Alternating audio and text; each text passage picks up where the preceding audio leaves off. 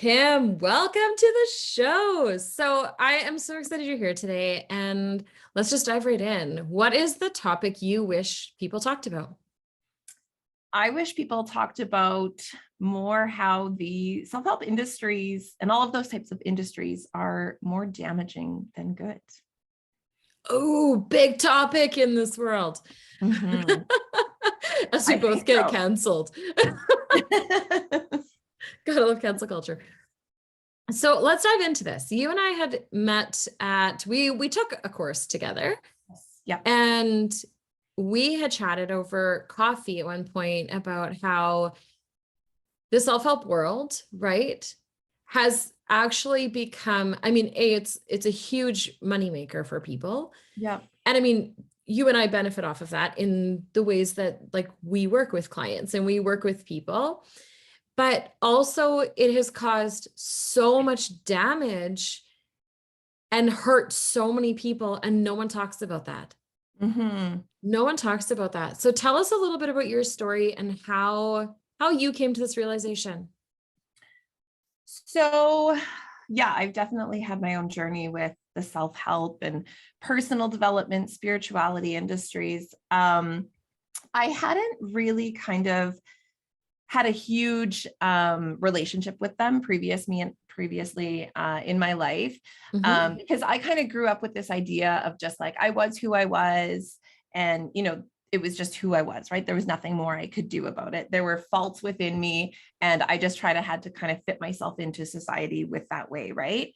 And so I had dabbled a little bit with the self-help industry, but it was always kind of along the lines of, you should do a morning routine, or you should change your habits, or you should make sure you exercise, right? And I feel like a lot of us kind of dabble in it, and it may not seem really damaging. And so that was kind of like my first introduction to it. Like I didn't really think too Totally. much of it. I just thought, this is what life is, no big deal. Yeah. And so it wasn't until I have two kids. So I had my daughter. When I was 32, she was like super easy baby. So didn't really kind of, throw my life into a tailspin. But then I had my son 15 months later, and he was just like such a high needs baby. So he didn't sleep. He needed to be, held all the time. He was just constantly fussy. And my husband worked away. I was home alone with like him and then my daughter, and I was just severely sleep deprived, and I was just a mess. I was not doing good. Yeah. And so when he was about 9 months old, I was still really, really struggling. And I finally reached my breaking point. And, because I was always kind of like, how do I say it? I was always kind of blaming other people for my issues, right? Like the fact that I was struggling, it was very much like, oh, it's because my husband works away, or it's because he does this, and it's because my son is this way. And then finally I reached this point where I was just like, you know what? Like blaming other people and blaming my circumstances, that's not working for me anymore, right? I need to figure out how to improve my life. I hate feeling so terrible right now. And so that was when I started engaging like really deeply with these industries of self-help, spirituality, personal development, because I thought, okay, I've really got to get to know myself. I've really got to take responsibility for my life and how I'm feeling. Totally. And so when I did that, though, that was when I just realized how damaging and toxic these systems were, because those systems were not designed to help people who have no time and space. They're not designed to help people who have no support. They're not designed to help people who don't have a lot of money or things like that, right? Like everything within the self-help industries I found was, it took a lot of time. Like it takes a lot of extra time in your day to fit all of these things in. And so if you don't have the time to fit those things into your life, you're a failure. You're not trying hard enough. Oh, but you should be able to find the hours. You're just That's not the thing. creating them. Exactly. Like not having time is an excuse. Like that's what I've heard over and over and over again, Yeah. right? And so I was gaslighting myself. I was listening to these industries because they promised to help me, right? Yeah. Like, okay, I'm taking responsibility for myself. I'm going to figure out how to feel better, improve my life, get to know myself. But everything they asked me to do required, you have to do this every day. You have to be consistent. You have to show up for yourself. And it was like, I was at a point in my life where I was still severely sleep deprived. I didn't have any time or space in my life. I had a high needs baby. My husband still worked away. And I was like, how am I supposed to do all of these things? Like how? And it just ended up breaking me. It just made me feel actually worse than I felt previously to engaging with these industries, right? Like I had already reached my breaking point, and then I was like, I'm going to show up for myself, figure it out. And then I just ended up worse off, in all honesty. I felt worse about myself. I gaslit myself constantly. And then, with the spirituality industries, they really kind of gaslit me in the way that it was like I needed someone magical to heal me. I needed to spend money to trust these people who could like clear these energetic blocks within me, and then I would be saved, And so I was really handing myself over to these people and spending money on things that I didn't have the money for, but I just kept thinking like, God, there's something wrong with me. I need these people to heal me. Okay, pause right there. Yeah. There's something wrong with me. Yeah. That is probably my biggest pet peeve in so many of these industries, right? And I mean, we can dig into social media and the effect it's had and magazine covers and how we were raised and all of these things. But this industry is so much focused on you're broken and you have to be fixed to be okay. Yeah. Instead of like, no. And this is an analogy, metaphor, whatever, I forget the word I'm supposed to use right there, but that I used to use with clients all the time is like, picture yourself as a Mr. Potato Head doll. You're actually beautiful and whole. Like the core of who you are is beautiful and whole. Some of your parts just might be in the wrong spots. And so some like little tweaks and adjustments, but like, you're not broken. Yeah. No part of you is broken, but what we are seeing and learning and hearing is teaching us that we're broken. And we just need one more book. And if you got up every day at 4:30 or 5, which I will be honest, I used to preach that to people all the time, is like, if you want to find time in your day, figure out where to put time in your day. Right. And so for some people, but not a sleep deprived brand new mom. Right. Yeah. So it was like, find your happy hour of when you can wake up and when you can thrive. But that was something like that I had been ingrained in as well. It was like, you have to read every day and you have to journal every day and you have to eat a perfect diet every day and you have to be working out and this and this and this. And you're broken if you're not. Totally. And that was the thing too, is all of these things that I was being like, I had really low self-esteem, obviously. At that point, I didn't really think very highly of myself. I really thought like I sucked at life, And so, but the other thing too is like, I also felt like everything I was being asked to do, get out in nature, exercise, journal, meditate, get up early, have a morning routine, all of these things, I didn't feel them deeply within me. It just felt like a very surface level thing. It just felt like another thing to do on my to-do list. And it was like, how are people supposed to get to know themselves, create a deeper connection to themselves, undo all of the conditioning they've gone through without their entire life, without having a deep sense of self, right? And that was what I was missing. And these industries it wasn't helping me create a deeper sense of self. It was just keeping me distracted. Right? It was just keeping me distracted on trying to fit these extra things into my life. It was not helping me get to know myself at all. Right? It was always taking me out of the present moment. Oh my God, when am I going to fit exercise in? Oh my God, my kids, they're so annoying. They never leave me alone. I don't have any time and space. Like it was keeping me focused on all the things I didn't have available to me. And then thinking I needed those things in order to improve my life. So yeah. And that's the thing too, is like, I feel like, that happened to me, a few years ago. So it's been about 4 years now since I kind of realized that. And, but then, so I kind of realized that, had a little bit of time to practice doing things differently. And then it was like, boom, COVID happened. Right. And so I feel like a lot of people are now at the position. I mean, our society and our culture was moving in that direction anyways, right? Like people were always talking about how they don't have time. Social media is purposely addictive, right? So that's taking up our time. Like there's all these ways that we're being manipulated within our society, and we're not being supported in the way that we need to, right? Yeah. So our society was already moving in that direction, and people were feeling more stressed and anxious and depressed and burnt out. But then COVID came, and it just like piled so much stuff on top of more people, especially moms, right? Because they're the ones who had to stay home and do schooling, and they're dealing with their kids' mental health, and they're dealing with financial issues and relationship issues. And I would say the majority of the burden fell onto moms. And so now moms are at this point now where it's like their nervous systems are completely shot. They have no extra time and space. And, they're taking on so many extra burdens. And so everyone's kind of reaching that max point, yet we're still all trying to reach to the self-help industries to try and help us. And they're just not helpful for people who don't have time, who don't have space, who don't have support, right? All of those things, who don't have the extra money. 100%. So for people listening, I know that I'm going to get messages from people being like, but the self-help industry saved my life, right? And this is where like I will play devil's advocate for a sec, right?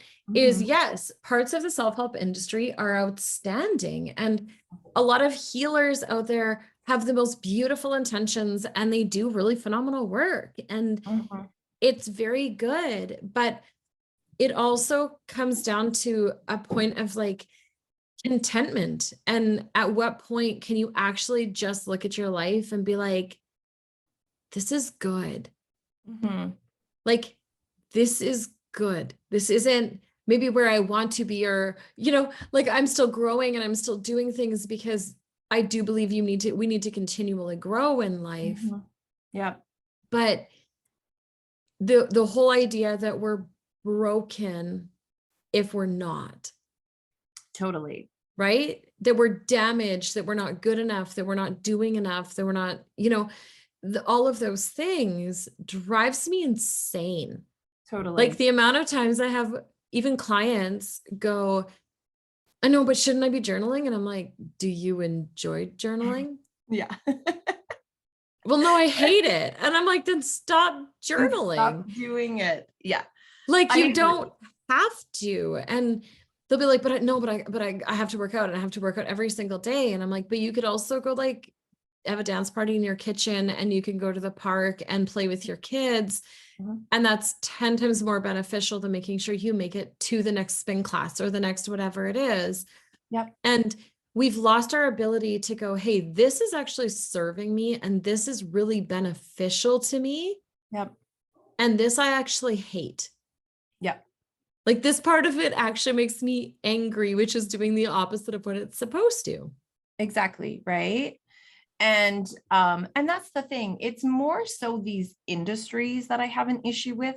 It's not necessarily the particular advice they give, because I would never argue that exercising is bad for you, or that you shouldn't meditate, or that you shouldn't journal. Like all of those practices within themselves are fine, and they can be helpful, and they can be supportive. So like you said, like, don't do something just because someone tells you it worked for them, or that you should do it, or that this will be the thing to help you, right? Like be aware of how it makes you feel. And if it actually, like you feel like you have a deep connection and you love it, and it feels nourishing, and it fills you up, and it helps you, then by all means continue to do it. But the thing as well is, it's not something I feel like you have to do every single day. It's not a chore. It's not a thing on your to-do list. It's just being in the present moment and being like, what can I do to support me right now? What's available to me? Because not always what we want to be available to us is available to us. And if we always focus on what we wish was available to us, that keeps us unable to be able to figure out what actually do we need, and what can I do in this moment, right? So it's like, sure, I would love to be able to exercise every day, but when I try to exercise, I just end up getting angry at my kids because they don't leave me alone or whatever, right? So it's like, okay, well then what can I do right now to move my body? Again, like you said, dance parties. Like I do that to shift the energy in our house all the time. I would try to go for walks with my kids when they were young, and because I love getting outside and I love going for walks, right? But even that would be like, it wouldn't be very fun, because one kid would have a pooping accident, one would run away from me, one would start crying on the ground, and I end up carrying 2 kids home, and it was just an absolute disaster, right? So it was like, this is just where I am in my life. What is available to me? What can I do? right? Instead of wishing like I should be able to do all these things, or I wish I had all these things, right? Like I love journaling. I've always loved journaling, but journaling is not something I do every day. I don't wake up and think, okay, I have to make sure I fit journaling in. It was more so like if it was available to me and if I felt like I needed it, then I would do it. Right. So I have no issue with those things. It's just, you don't need to exercise. You don't need to meditate. You don't need to journal. You don't actually need any of those things in your life, right? You don't need to try to make sure you fit those into your life. No, we don't have to at all. Right. And so whenever Well, you feel like this should, I always tell people to be like, think about that for a second. Is it a should? Or like, is it actually deeply nourishing for you? Because if it's a should, you like purposely don't do it just to show yourself that you can do it without it, right? well, and part of it too is, and I had this conversation this morning with a friend, was we also, the self-help industry has also designed it very much that if it doesn't feel good, we don't do it. Mm-hmm. Oh yeah. And that's one of my biggest pet peeves, right? It's like, but it doesn't feel right. It's not aligning with me, right? And that gets said so many times, and I hear that all the time. And I'm like, okay, I'm very, like, I get it. Some things in life don't feel good, Yeah. but we still have to do them because we need to do them for our mental, emotional, physical, spiritual, financial, relational health, Yeah. right? Like, Mhm. we can't just not ever work because it doesn't feel good. No, we have bills to pay, Yeah. right? We can't never do the dishes because it doesn't feel good. Like, Yeah. no, like you have maggots crawling on your counter and problems, right? Because you're never doing your dishes. And I find that the growth and development industry has very much done the same, is like, but it has to feel good. Yeah. But I'm going to do this because it feels good. And it's like, no, no, Yeah. no. Sometimes we actually have to do hard things, Yeah. right? And so while so much of, I agree with you, and so much of it in like, no, if we should do it because someone is telling us we have to, no, we need to actually take a look at it and go, what is it that, like, what is my intention behind that action Mhm. and that Yeah. activity, right? For myself, waking up really early, it doesn't feel good, Yeah. but it benefits me so much throughout my day. It allows me to not feel so stressed out. It gives me time as an introvert to like decompress. Mm-hmm. It allows me all of those things. It doesn't mean I love it all the time. Yeah. And so that's the thing. You're not doing it like a should. You're doing it because it fills you up, because you have a deep connection to it, because it But I nourishes you, don't. feels good. But I But, don't is the thing, you right? said it Like, does feel good, right? Because it helps you in the day. It gives you that well, time to it decompress. helps me throughout the day, Mhm. but it's still something that I know I should do it. Yeah. Right. And this is where I want to be careful on in like the Mhm. wording we use, Yeah. right? Is should coming from ourselves and should coming from society are two very different things. Yeah. And it's sometimes a hard thing to kind of differentiate. Is this coming from me or is this coming from society? Because we've been so heavily conditioned throughout our lives. What's me? What's society? What's 100%. my family, right? 100%. And that's where I want to challenge people listening that might be like, what? I don't Mhm. know how to deal with this. And Yeah. right, is for me, I always look at it as, okay, what is my intention? Like, what are my goals? What is it I'm wanting to do? What is it that I'm trying to get out of this? I did a crazy read project a few years ago, and I'd read somewhere that you need to read like a growth and development book or self-help book every week.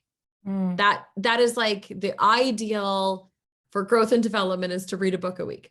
Yeah. And I was like, cool, I'm going to do better than that. If that's the ideal and more is better, I'm going to do better and see what it actually does. Mm-hmm. So I set out to read 75 growth and development books over the course of a year. Oh gosh. And oh, I know. And in 8 months, I hit number 50. Yeah. And I didn't just read them. I read them. I journaled about them. I wrote I audited them pretty much. I had like an entire blog based on it. I was like, this is who I would recommend this to. This is my thoughts on it. This is what I agree with, what I don't agree with, what I like, what I don't Mhm. like. I did a video on YouTube about every single one. Like, so Wow. I didn't just read a book. Like I Um, read these books. totally. And at book 50, I sat down and I was like, okay, out of all 50 of these, and I remember sitting in my office and having all of them laid out, I was like, would I read any of these again? Mm-hmm. There were maybe 10 out of the 50 that I would have even recommended to people. And I was reading some of the top books on the market at that point in these areas. A Yeah. lot of these have been recommended to me. And Yeah. what I found was it was the same regurgitated garbage over and over and over. Yeah. There didn't feel like there was a ton of substance. And there were a lot of really vague concepts, Mm. Mm-hmm. right? There were so many vague concepts that it was like, you need to do this thing, but I'm not going to tell you how to do it and you need to figure it out. Yeah, totally.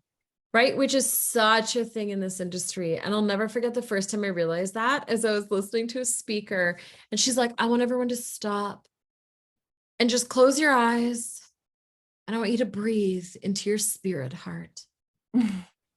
And I would like open my eyes and looked around because I was like, what the fuck is she talking about? The spirit heart. Like, what is a spirit heart? I breathe into my lungs. I Yeah. don't know what's going on. And everyone's just like sitting there all into this. And I'm like, what did I miss? Totally. And so with that, I want to, for people listening, right? Can we go over between the two of us, like, because we have similar but different views on this, right? Because there is a lot of beautiful self-help stuff, like incredible self-help stuff. But Yeah. can we maybe give some tips to people on like what to watch for, what some red flags could be, Mm-hmm. like what are other ways of doing things that can maybe benefit them in a healthier way? Okay. Yeah, because to kind of just go back to what you were mentioning before about like doing hard things, like not everything's going to be easy. Mm-hmm. And I agree with that, right?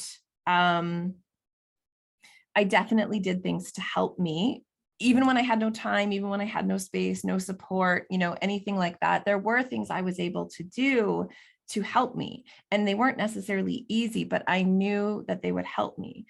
But I was choosing what I was going to do, right? Like I wasn't listening to anyone else. But the other thing that you mentioned too is, like the only way we're going to know whether it's a should internal or whether it's a should external would just be to do the thing, be present while we're doing it, and see what comes up, see what feelings are coming up inside of you, right? That will kind of give you the answer of whether or not it's an internal should or if it's an external should, right? We can't know one way or the other if we're sitting at the sidelines stuck in our head trying to analyze, right? It's like this is you need to experiment, right? So you just need to experiment with different things, see how it feels in your body, be aware of that, and then kind of make a decision based on that, right? Totally. So let's break down some of the big ones and maybe alternatives to even how they're done. So one of the biggest is like meditation. Yeah. Everybody talks meditation. Everybody. Like that is the thing you hear from every celebrity, every guru, every like therapist, right? Like there's a million apps for it. Yeah. I'm hereby declaring my name is Dawn Taylor and I hate meditation. Like hate it. Yeah. And here's why is, and not that I have to justify it, hear me when I say that, but I've gone for brain mapping and my brain vibrates at almost 3 times the pace of a normal brain. When I close my eyes, it almost doubles. Yeah. I fight my brain all day, every day to be calm. Yeah. I fight it. The only time in life that I feel calm is when I'm like in intense situations. Yeah. So New York, rush hour, Friday afternoon when everyone's trying to leave the city on a long weekend. Totally. I stood in Columbus Circle and cried because I felt so calm. Yeah. Right? Totally. Yeah. Going to a concert and having, 30,000 people screaming and that intense energy is when I feel calm. Yeah. I just about fell asleep at a concert last night because it was so intense. Totally. And that's what relaxes me. Yes. So for me, meditation looks very different than the person who sits with a Calm app or the person who goes to the yoga studio and, does like a big meditation thing. Mm-hmm. I play Lego. Yeah. Or I color, or I like calmly do things, but there has to be more of an intensity to it. For sure. Do you know what I mean? Like Yeah. big smells, big sounds. Totally. No, I get that. And that's the Big thing stuff. too. It's about meeting yourself with where you're at, right? Yes. I think a lot of us will feel anxiety or anger, like kind of those big energy emotions. And then we're told in the self-help industry, spirituality industry, whatever, like you need to meditate, you need to calm yourself down. But that's really just trying to kind of like stuff it down. Like I feel like you need to match your energy to where it's at so you can actually do something about it then, right? It's like this idea of like meeting you where you're at, right? So meditation, because I feel like there's a difference between like nervous system regulation tools and coping mechanisms. So And explain those for people that don't understand what those terms are. so for me, a coping mechanism is, I mean, it can be a few different things. It can really be anything. Anything can be a coping mechanism, but it's bringing you back to kind of this feeling that you're used to feeling. So like this familiar feeling. For me, my familiar feeling was like numb and disconnected. That was kind of like my happy place of where I felt comfortable. But for other people, it could be like anxiety, right? Even though it's not like super comfortable, it's like where they always are. It's kind of their like natural state, their normal state. They're used to it, right? So we'll do things to kind of bring us back into that space, or we'll try and like do things to like not go there. So for example, if you tend to be like a really anxious person, you could use meditation as a way to try and like calm that anxiety, but you're not actually meeting that anxiety. You're not doing anything about that anxiety. You're just hoping it will go away. So meditation would be like a coping mechanism, right? Meditation can also be a nervous system regulation tool, depending on how you use it and who you are, right? So again, it's that should internally, like this feels helpful. This puts me in a position of being able to choose differently moving forward instead of just kind of like bringing you back to that familiar place. Does that make sense? Or was that confusing how I talked about that? No, it made sense. It makes sense to me. Yeah. I always look at it as like, what is it I'm actually feeling? We don't actually have to just like bottle up and ignore our feelings. Yeah. My favorite ever is when people are like, you need to calm down. I'm like, no, let's actually just be mad. For sure. Exactly. Like, what is your actual feeling that you're trying to run away from? Let's sit with it for a second and face it and be like, you're interesting. Definitely. Right. What caused you? If your nervous system is like, it kind of like, goes offline or whatever, then sure, meditation could be something to bring you back into a place so you could actually meet that anger, right? And so then you can actually deal with it. But if you're using it as a coping mechanism, you're not there to meet your anger. You're there to like get away from the anger, I'm trying to ignore it, right? So it can be both. Just like, exercise can be a great nervous system regulation tool, but it can also be used as a coping mechanism, right? Some people it's the double-edged sword. Not feel. So that's why it's so different for every single person. There's no one blanket rule as to what's going to work for you or what you should do, right? This is why people do need to just jump in and experiment to figure it out, right? They need to know how they feel. Oh, 100%. And Kim and I'm surprising her with this, but Kim and I are going to do a little, like a giveaway at the end. You guys know that I always do like a fun giveaway at the end of all these. We'll do a giveaway that gives you like alternative things to try. Okay. Ones that are free, ones that are easy, ones that don't take up a ton of time. Some alternatives that we have found have really helped us in our journeys that don't match up 100% to what society is telling us we should be doing. We will do that for you guys. Kim's like, oh, good. Thanks, Dawn, for telling me we're doing that. That's okay. That's just like a fun giveaway, right? Like a super fun giveaway at the end. So what ways has the self-help industry actually benefited you though? In what ways has it actually served you and helped you? And then we're going to get back to like the red flags people need to look for. Yeah, totally. Honestly, I want to say the self-help, all of those industries, I would say they served me because I was so angry with them that it kind of fueled my fire to find a different way. And so I would say that's how they benefited me. The fact that I don't engage with them at all anymore it actually, because I found them to be so harmful for me in my situation where I had no time and space, no support, no everything like that, that it actually fueled my fire. And it was kind of like they gave me like a fuck you energy, you know, of like, I'm not going to believe you. I'm not going to trust you. You're a sheep in wolf's clothing. I'm going to find my own way. And so it kind of fueled me in that direction. So I would say that's how it's benefited me. It pissed me off so much that I was like, I'm never engaging with you. That's awesome. I love that you're just so angry about it. Yeah. You're just like, no, I hate thing, it. like, you know, definitely. I mean, obviously we can't have anger sustain us through everything, but it definitely was that kickstart to be like, no, I have to find a different way because I'm no longer handing myself over to these industries. Right. Yeah. So now that I've completely divested from these industries, I'm able to maybe engage with some of their practices a little bit more, but not because they're self-help. It's because it's like meditation, you know, exercise, whatever. Like I'm still going to do those things. That's not like owned by the self-help industry, but just the idea behind, you know, self-help and all these things you quote unquote should do, that I've completely divested from. Like I don't make my decisions based on anything that someone tells me to do. No. Yeah. And it's funny because like with that, I agree. And at the same time, I'm like, but I still want to learn. Right? Like I'm always curious. I'm always curious about what people are doing and what people are teaching and what people like how people are showing up. Yeah. So I think I'm like a halfway in between. So for myself, I'm really big on not going with what the fad is.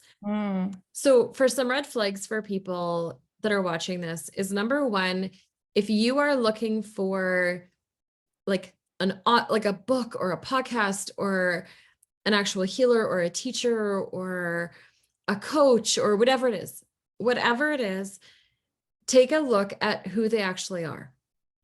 So do your research on who the person is behind the scenes. Yeah.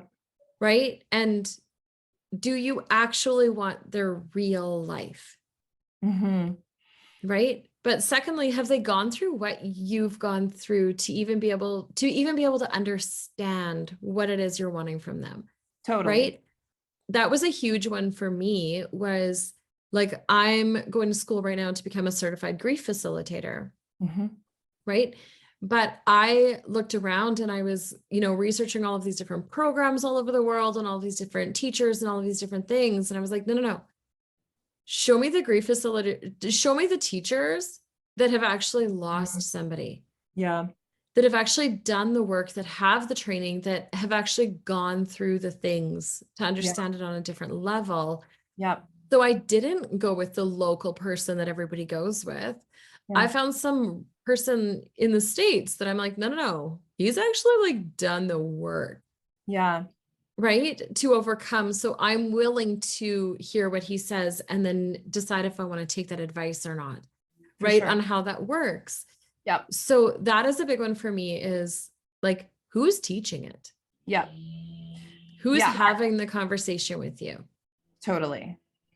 Sorry, that background noise. No, it's okay. It's okay. It's life. Right? No, I 100% agree. Like it's really important to me if I'm going to look to anyone to help me, they don't necessarily have to have kids.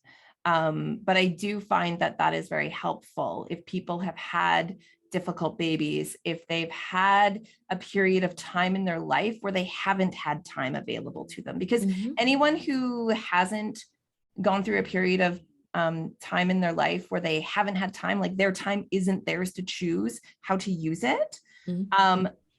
I can't relate to them. The advice they give to me isn't relatable to me, right? All of these people who are single and don't have kids and all of these things, and they just tell me the same stuff. Well, you need to make the time, you need to exercise, you need to show up for yourself, you need to do all these things. And I was like, you don't get it. Like, no, right? Like I can't relate. And that's the other thing that I think is really important is if you are seeking help from someone and they make you feel worse, they make you feel like you're not good enough, they make you feel desperate, they gaslight you, you know, into questioning whether or not you're doing enough or if you're doing it right. They don't actually calm your nervous system. They don't actually give some examples. Give some examples of the gaslighting. Well, one would be just like, you're not doing enough, right? You're not showing up. time is an excuse.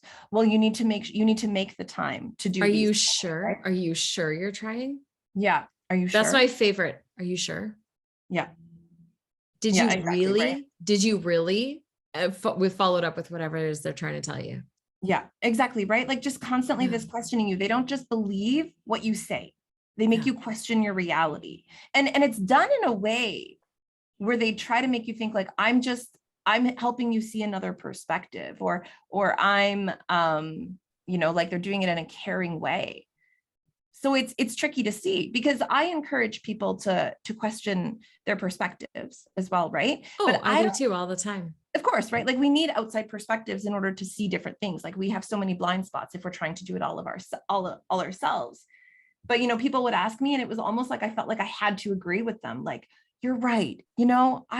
I can find time to exercise, and you're right. Like I am not showing up for myself. And it was like, Yeah. no, actually, that's not true. Like, I Right? don't have time. Like, and You're so like, no, literally, I can't do that. like I Don't literally think you don't. understand. Yeah. So My favorite was, and my favorite red flag for people is at any point in time, if someone says, can you afford to not work with me? can you, Oh, I hate that. I I hate hate that. The slimy sales tactics of like, what is your dream? Where are you going? Exactly. You We're going to can't not get you afford there. You yeah, can't not afford to work to with work me. with me. Right. But then Oh, going, if you oh. can see our faces right now, we're both like crawling. And I've had people say that to me so many times. Yeah. Anything to Right. do with money, like money. If people try and gaslight you to believe that you don't have enough money to invest in what they're selling you, that's a red flag. Right. Or that you have to find it, or you haven't manifested it enough, or you haven't anything like that. And my other really, really big one, and maybe this is my age, right? Maybe this is that I have a more old-fashioned marriage, but I don't drop massive amounts of money without talking to my husband. Mm-hmm. It doesn't matter how much money I make. It doesn't matter what I'm doing. It doesn't matter if it's mine or his or any of that. It's a Yeah. respect for our finances as a couple that I do that. Yeah. Right. Totally. And so I'll never forget talking to, it was a well-known coach, and I was looking for a coach for myself. And we were talking, and I said, honestly, right now, like, I don't have the money. I said, my husband hasn't been working. He's been really sick. Like, there's literally not the money in the bank account, and the money that's coming in. Yes, I could spend it, but I don't know when he's going back to work right now because of his health. Yeah. So I cannot put that money into this at this point. And I got this like bullshit line on, and I'm gonna laugh if she's listening to this. Sorry, probably not. But I got this bullshit line on, wow, you're really not trusting the universe to provide. And I was like, no, it's not that. It's logically and literally, like, it came back to the logic for me of it doesn't actually matter, because I do, like, no, that's not actually helping. And then even when I couldn't fight back on that, and I was like, okay, well, maybe I'm not, and maybe I'm not actually trusting that money could come in and it could show up in other ways, because it does, right? Like, if we actually trust, like, money weirdly does show up, and Mm-hmm. that's a whole other conversation. But like, then when I said, well, you know what, I need to talk to my husband about this and just make sure that we're okay with this commitment. Yeah. Right. Because it was a couple $1,000, Mm-hmm. which is still big money to be putting out every month. Like, I get that. Yeah. And it was a 6-month or 1-year contract or something crazy. Mm-hmm. And I was like, no, like, I'm very aware of that. And if I feel like this is what I'm supposed to do, and I talk to my husband and we agree, and then, yeah, I have no issue signing up and putting the work in, because I am very dedicated when I'm doing the work. Yeah. And then I got a comment on how I was allowing my husband to control my finances and my business. Yeah. Like that would be instant. Like, I don't care was who you like, are. I'm not what? working with you. Yeah. Like that would be instant. I'm No. done.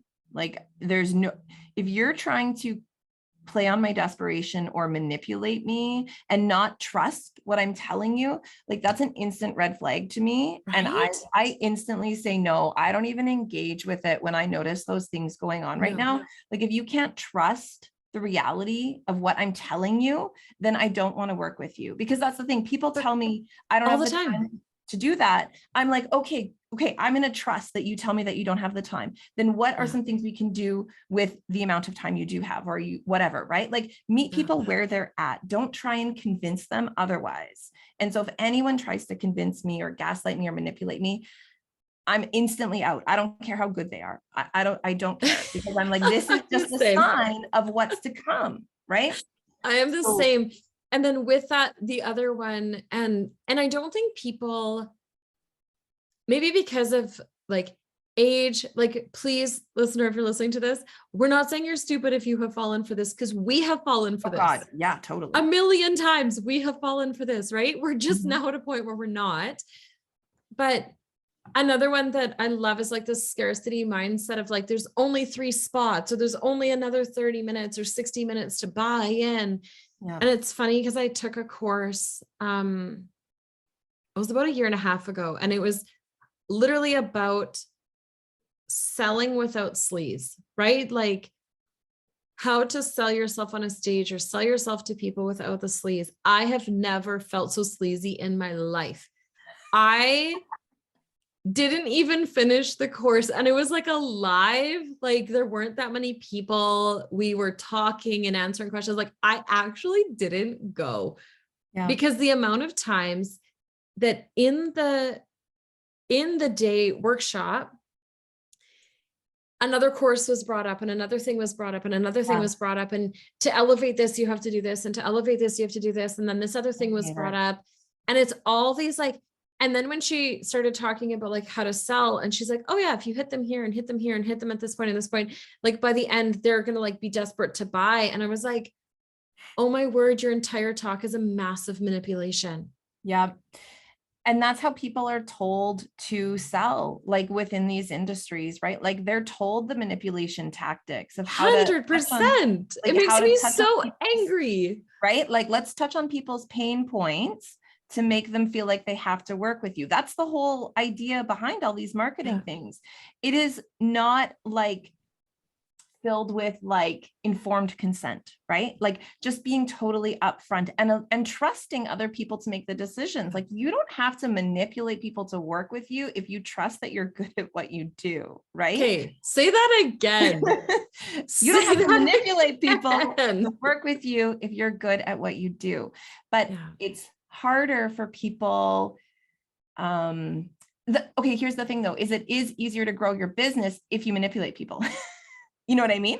And so 100%. everyone wants, oh, I need money, right? And so it's like, yeah, you know what? Because people have been conditioned to be manipulated. Yeah.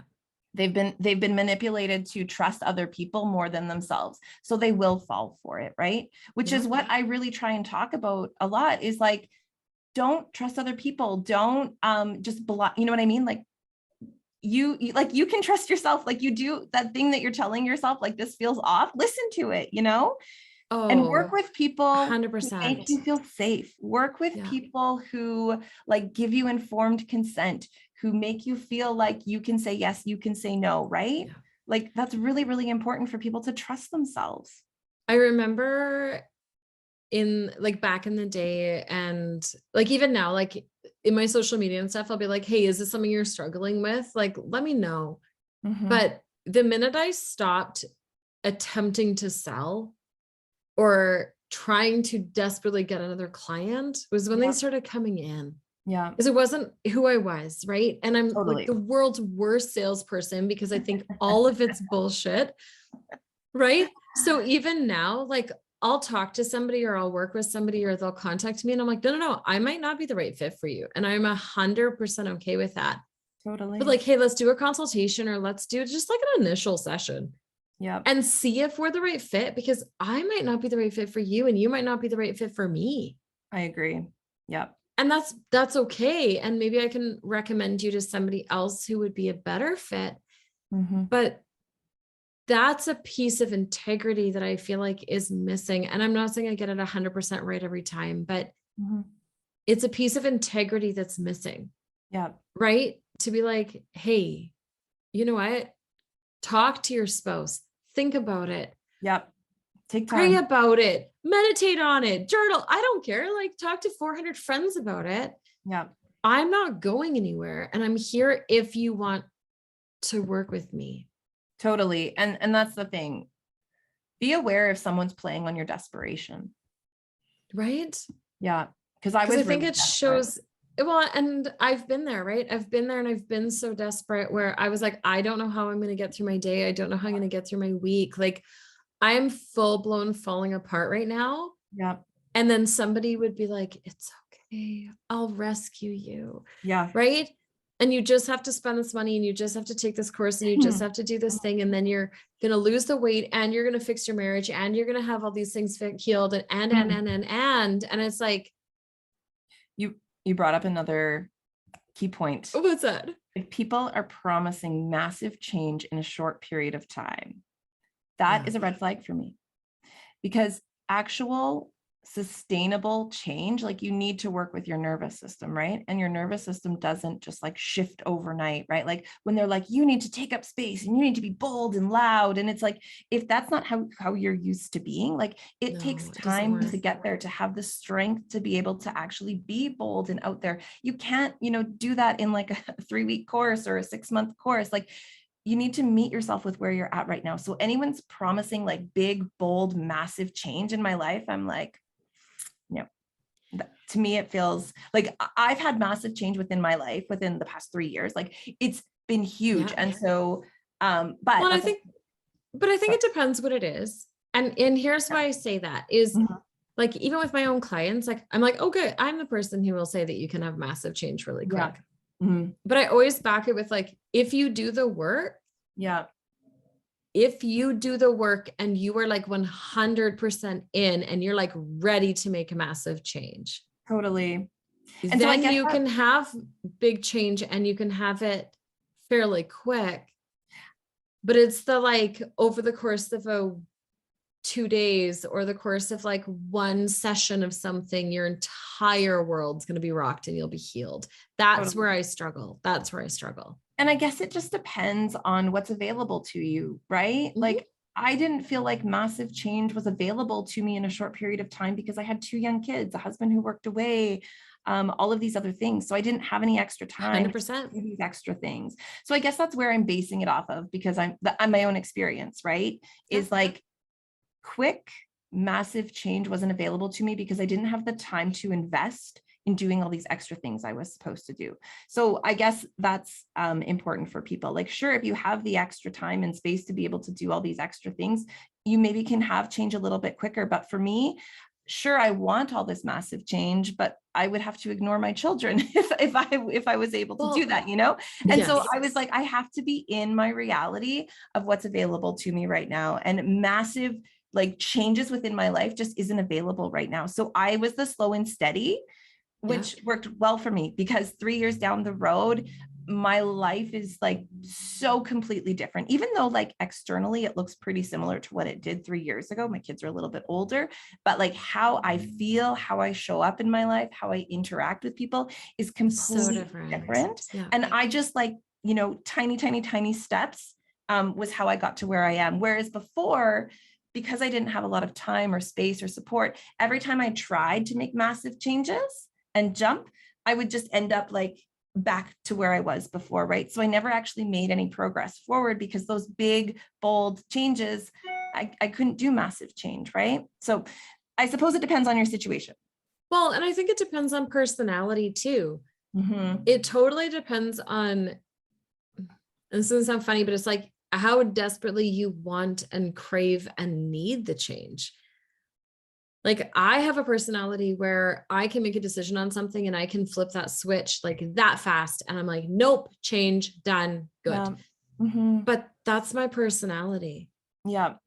Right? That plays into who I am. And so I have clients that are the same, where it's literally like a switch in their head where it's like, oh no, I could literally do this over the next 10 hours and I'm done. I'm good.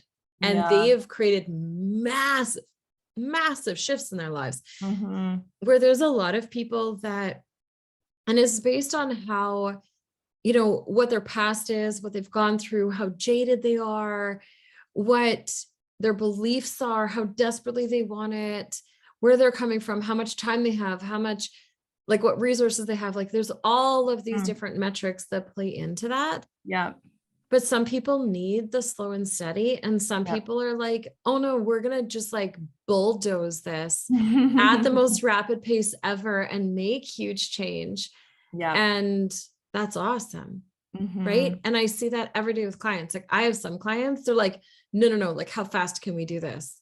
Yeah. And I'm like, well, based on your personality, 17 hours. And they're like, cool, let's rock my entire world in 17 hours or whatever the number is. Right. Yeah. And they do it and it's sustainable and it's lasting. And it like, if they do the work, they can maintain it.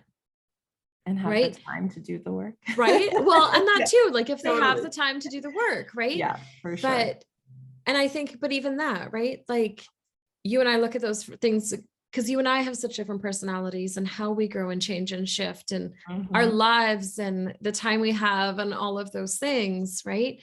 And so for someone listening, the biggest thing we want you to take out of today, or at least I want you to take out of today, is just because your journey looks different than somebody else's doesn't mean it's different, it's wrong, or it's broken, or you're broken, or any of those things. And if none of the things that society or that or this industry is telling you work for you, you're not getting results, it's not working, you're not seeing the change, you're not able to do it, there's other ways. Yes. Right. 100%. And it's not your fault. It's not a fault of yours or an issue with you that it's not working. 100%. Oh yeah. All the time, right? Like there's so much more to it. Yeah, I agree. Right. And that's really what I want you guys to take out of this. And Kim, like that's something that you and I talked about, right? Is for people to go, hey, there's a different way to heal. There's different ways to get help. There's different ways to different paces, different styles. I mean, I guess that's the one good thing about the industry is it's so big and so broad. Yeah. That there are a million different ways to get help. Totally. Definitely. Yeah. Like you said, I think it's just really important for people to acknowledge where they are in their life, what is actually available to them, what, time, what money, what resources, skills. exactly. Right. Like totally. Those are important to be with where you're at, acknowledge where you are, be in reality. Right. And be open to don't fight for your limitations, right? Like I could have fought for my limitations and been like, I have no time. What are you talking about? There's nothing I can do. Right. And it was true that I didn't have any extra time, but there were things that I did that didn't take up extra time that really helped me move forward in my life. Right. So this idea of people being powerless to their circumstances, right? Yes. Society loves to convince you that you're powerless. If you don't have time, if you don't have money, if you don't have support, there's nothing you can do. That's not true, right? Bullshit. Exactly. That's not true. So it's believing in yourself that even if you don't have the things you wish you had right now, there still are things you can do to at least move in the direction you want to go.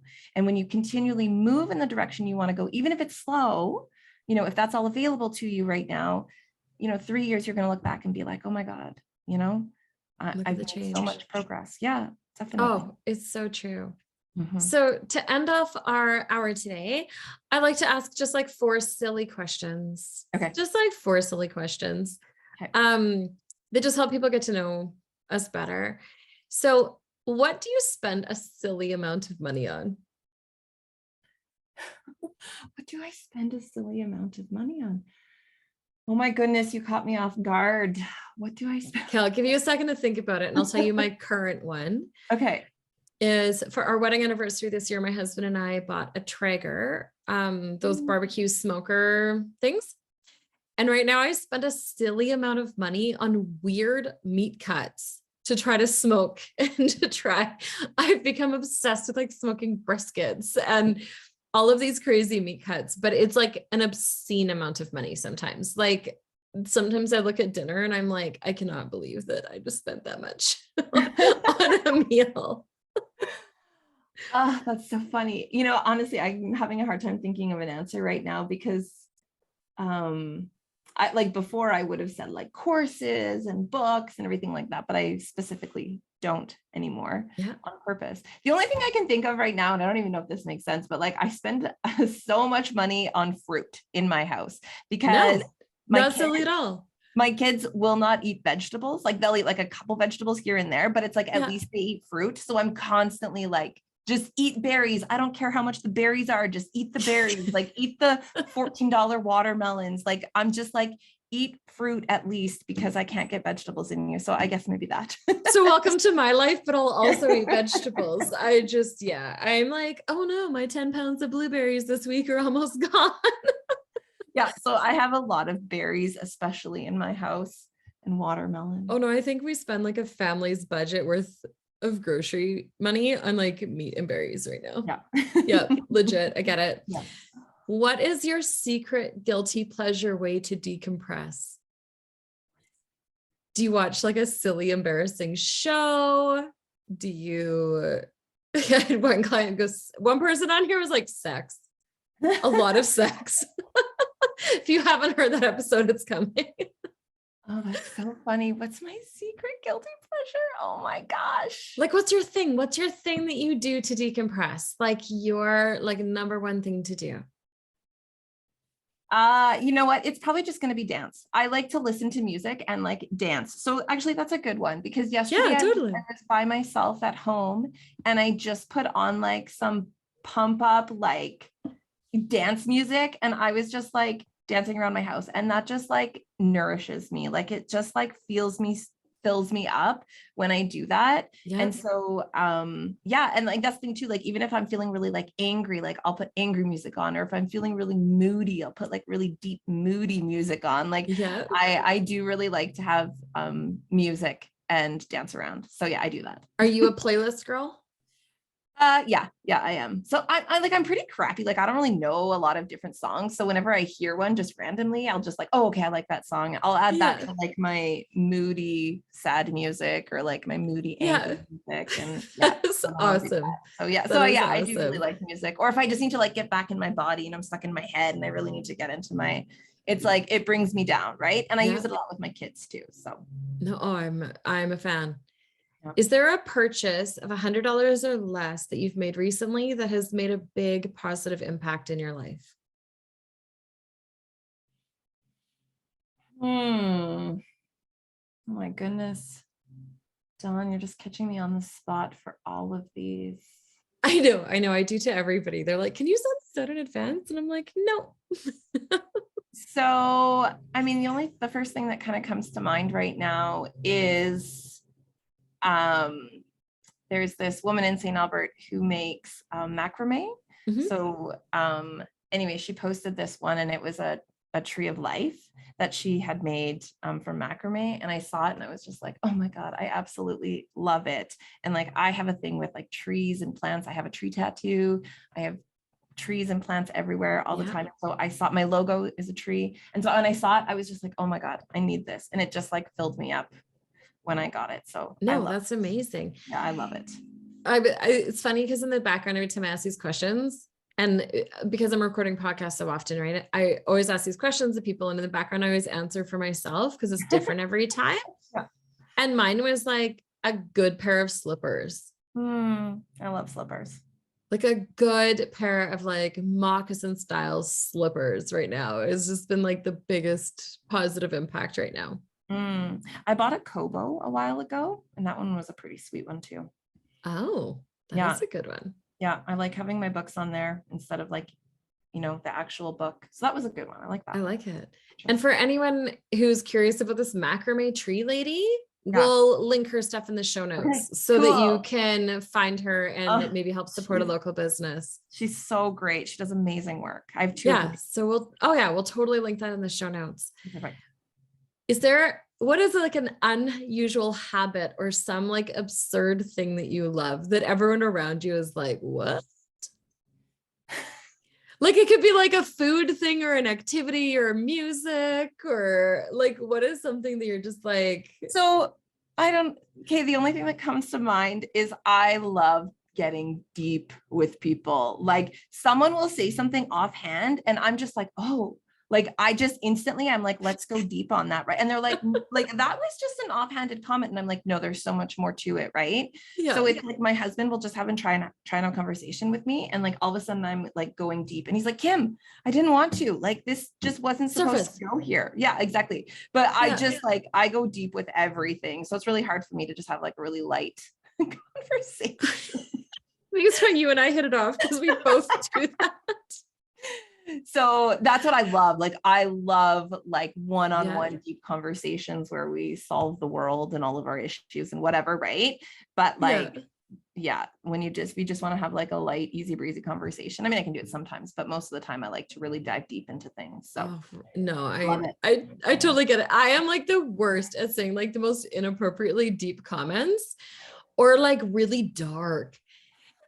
And it's like, oh yeah, this is our second hangout. And I just went there. Oh yeah, we're not having a third one, are we? I always laugh about that. I'm like, it's so fun to be my friend. I promise. I know exactly, right? Like you really do want to hang out with me. I promise. Like I promise that I'm also really funny. I just am gonna dive really hard into something like, I mean, look at this podcast. I'm like, oh yeah.